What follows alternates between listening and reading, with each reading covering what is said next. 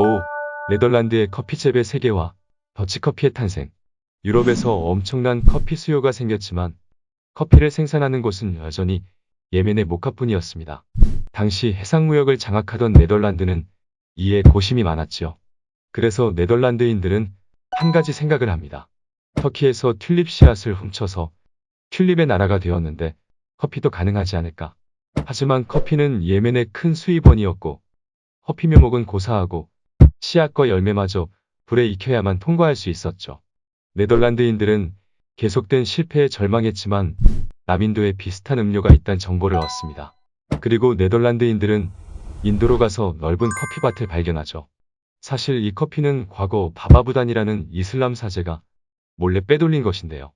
인도 북부에서 다수의 이슬람 교도들이 소수의 힌두 교도들을 탄압하자 힌두교도가 많던 남부에선 반대의 상황이 펼쳐진 것이죠.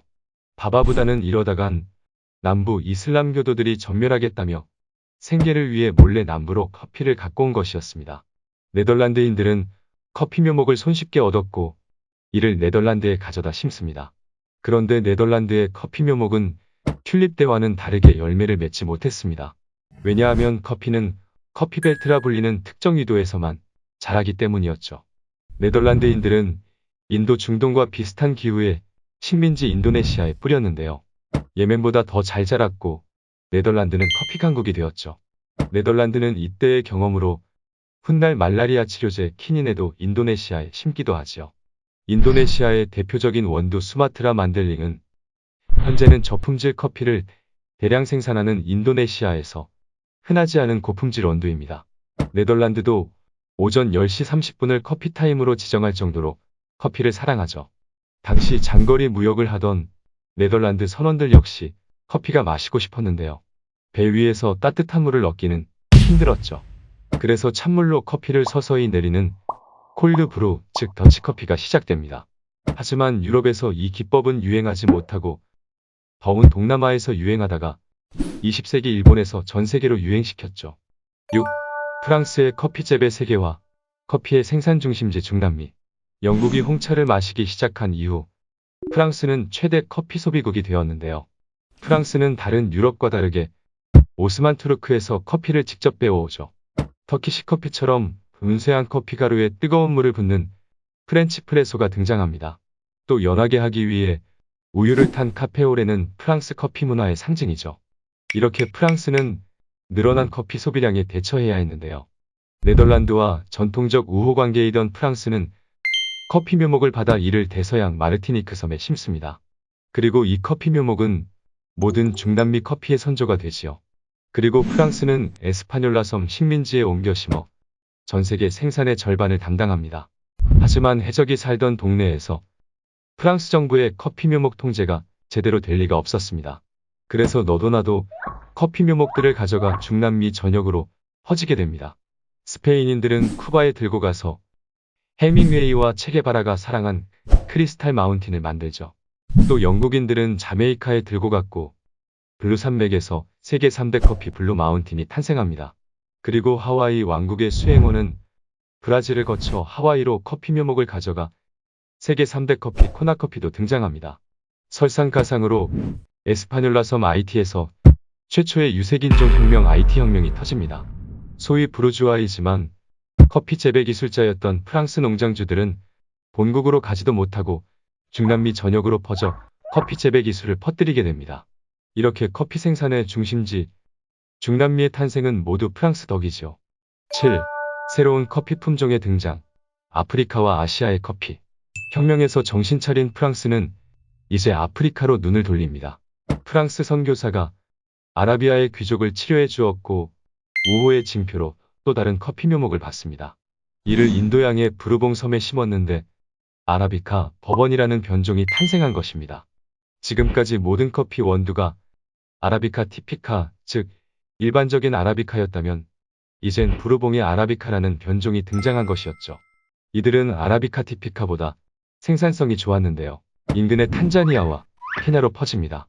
대표적으로 케냐의 EA와 탄자니아의 킬리만자로가 있지요. 그런데 19세기 후반 커피녹병이라는 질병이 처음 등장하여 전 세계 특히 아시아 커피 농장은 거의 괴멸당합니다. 이런 상황에서 프랑스가 또 한 건 해내지요. 프랑스인들이 아프리카 콩고에서 새로운 품종을 발견한 것입니다. 이번엔 기존의 아라비카와는 전혀 다른 로부스터종이죠.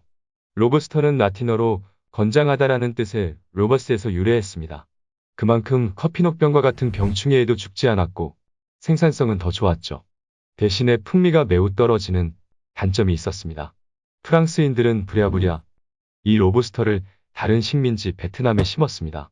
그리고 베트남은 전 세계 커피 생산 2위 국가가 되었죠. 역시나 커피녹병으로 큰 피해를 입은 인도네시아에 전파되어 커피 생산 4위가 됩니다. 동남아시아는 이렇게 로부스터라는 저품질 원두가 메인이 됩니다. 그렇다 보니 현지인들은 이상한 짓을 하는데요. 동물들에게 커피를 먹여 동물들의 똥에서 커피 원두를 채취하기 시작한 것이죠. 인도네시아에선 사양 고양이를 이용한 루아 커피, 태국에선 코끼리를 이용한 블랙 아이보리, 베트남에선 사양 족제비를 이용한 위즐이 탄생하죠. 그런데 이 동물들은 태어나서 죽을 때까지 커피 열매만 먹게 되는데요. 과도한 카페인으로 평생 탈수와 신경과민으로 고통받죠. 뿐만 아니라 이들은 공급이 적어서 비싼 것일 뿐 결코 그 맛이 뛰어나진 않습니다. 8. 에스프레소의 등장. 이탈리아. 이후 커피녹병은 주기적으로 전 세계 커피 농가를 뒤흔들었는데요. 이 때문에 커피 가격은 매우 불안정해졌죠. 하지만 프랑스, 네덜란드 같은 식민지가 많은 나라들은 식민지에서 커피를 헐값에 사들여 사정이 나았습니다. 반면 신흥국으로 식민지가 없었던 독일과 이탈리아는 어땠을까요? 이에 대해 두 나라는 상반된 반응을 보입니다. 독일의 전신 프로이센은 커피에 엄청난 세금을 붙였고 국가적으로도 커피 말고 맥주를 마시자고 캠페인을 펼쳤죠. 하지만 이탈리아에선 그런 정책을 펼칠 수 없었죠. 어떻게든 적은 원두에서 최대한 커피를 추출해내야 했습니다. 마침 산업혁명으로 증기기관이 등장하며 고온고압을 활용한 기계들이 개발되었는데요. 이를 이용하여 적은 원두에서 커피를 뽑아보았습니다. 그런데 풍미가 좋음은 물론 매우 빨리 커피가 나왔죠. 바로 에스프레소의 등장입니다. 마침 산업화되며 출근이라는 문화가 생긴 이탈리아 사람들에게 에스프레소는 필수품이 됩니다. 마치 현대인들이 연료를 채우는 것처럼 출근할 때 커피를 마시는 문화가 이때부터 생겨납니다. 기계를 사용하지만 그 맛은 바리스타에 따라 천차만별인데요. 여기서 무리양을 더 적게 하고 빨리 내리면 리스트레토, 무리양을 많이 하고 오래 내리면 롱고가 되지요.